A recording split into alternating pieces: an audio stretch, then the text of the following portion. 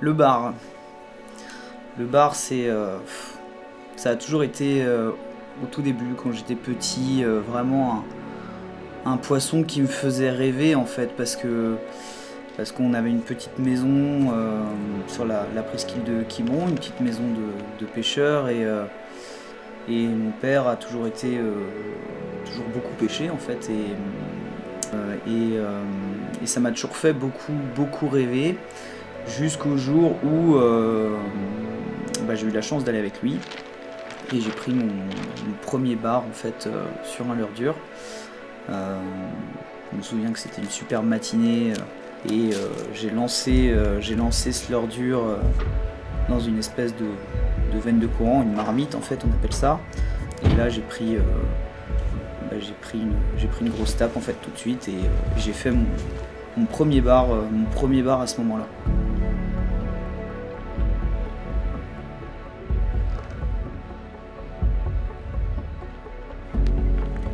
Et à partir de ce jour, en fait, j'ai pu penser qu'une seule chose, c'était retourner à la pêche, retourner au bar et repêcher du bar, et essayer de comprendre où est-ce qu'ils étaient, comment en pêcher plus, comment en pêcher des plus gros. Bon, alors j'étais petit, hein, je devais avoir... c'était un petit peu avant les années 2000, et je suis dans 80, donc j'avais 6-7 ans. Et ouais, au fil des ans, en fait, j'ai essayé différentes approches, différentes techniques, mais je pense que ouais, la pêche en surface, c'est vraiment ce qu'il y a de plus beau dans la pêche du bar. Partir voilà, tôt le matin, en fait, de nuit, et puis sur une mer d'huile, et on voit le soleil qui se lève sur une mer d'huile, tout est orange, on voit les rochers qui sont noirs.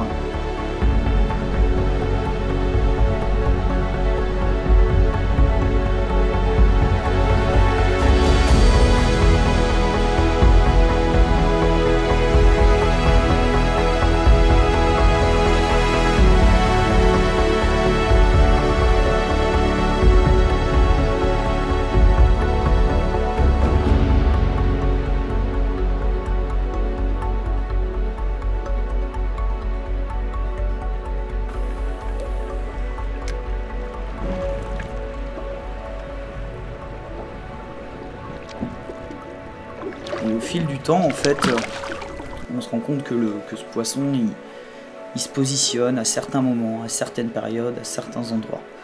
Et le fait de justement partir très tôt le matin comme ça, penser à aller sur cette pierre-là, à tel moment de la marée, arrêter le bateau vraiment en amont pour pas faire de bruit, être le premier sur la pierre, dériver dessus, et une fois qu'on arrive sur la pierre, lancer en surface, voir le leurre dans le soleil qui nage en surface, que ce soit un popper ou un glider, on le voit en surface comme ça, et là d'un coup on prend une énorme explosion, et dans ces couleurs, en fait, vraiment le fait de n'avoir que ça en tête et d'y penser depuis déjà plusieurs jours, parce que on se dit ah, là ça va être bien, parce que il y a des gros coefficients, on tombe le début de la marée descendante, et vraiment au lever du jour, il n'y a pas de pleine lune, donc ils vont moins s'alimenter la nuit, ils seront peut-être plus réceptifs en journée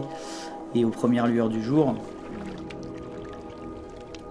C'est cet amour de la nature et le fait d'être sur l'eau, de se sentir libre, et d'oublier un petit peu toutes les vies stressantes qu'on peut avoir.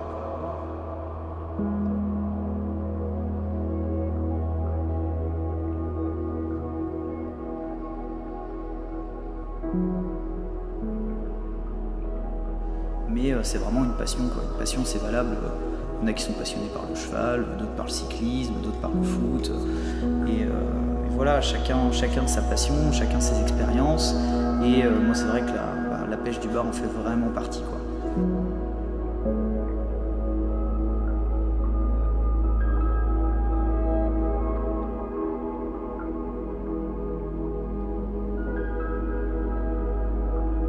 Et je pense que c'est important vraiment de préserver tout ça.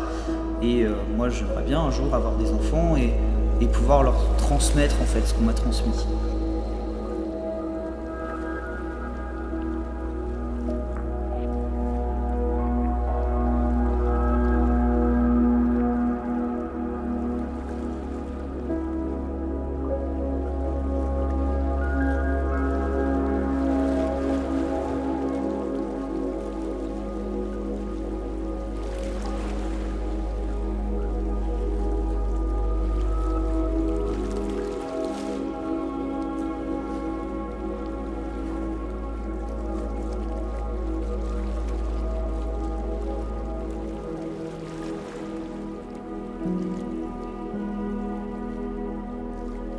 Des zones où, en pêchant de telle manière, avec des gros shad par exemple, une pêche où on a vraiment une tête de roche qui ressort, on va positionner le bateau en fonction du vent, en fonction du sens du courant, et on va avoir, donc il y a une dérive, hein, donc on va avoir vraiment un lancer ou voire 2 lancers sur la zone, mais c'est on lance, faut que le leurre arrive au fond sur, je sais pas, peut-être 20 mètres, 30 mètres carrés quoi, donc faut être vraiment précis, il faut vraiment prendre pas mal de paramètres en compte.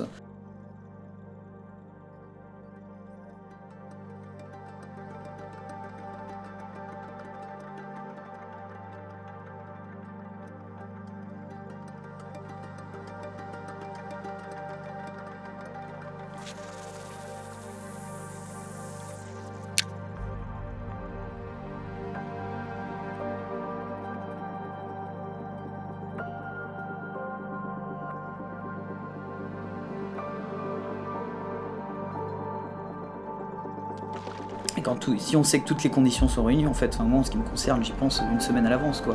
Et j'y pense tous les jours, et je regarde la météo tous les jours, et je me dis, bah là, voilà. Et je sais pertinemment que ce matin-là, je vais commencer ici.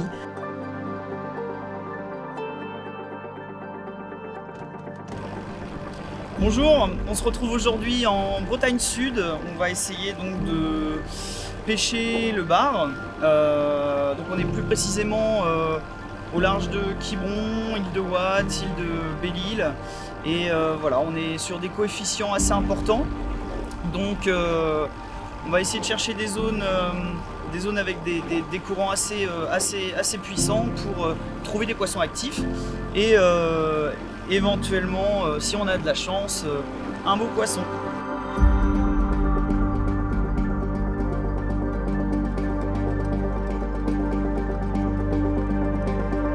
T'étais dans quelle zone? Ok, ça marche. Ouais, ok, cool. Bonne journée.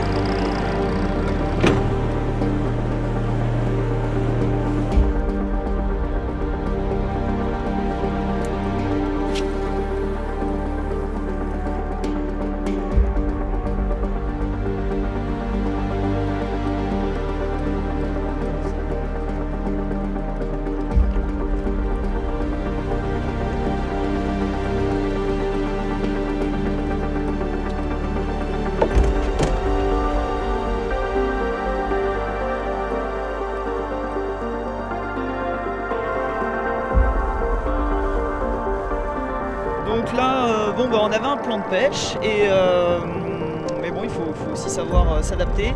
Donc sur la route, on voit une activité d'oiseaux, on voit des mouettes qui tournent, qui chassent, qui piquent dans une première veine de courant. Donc on va essayer de faire quelques lancers dedans. Je pense que ça va être des petits poissons, mais ça permettra de s'échauffer. Pas de poisson ici, donc on va essayer de trouver. On va se déplacer vers un autre spot pour essayer de les trouver.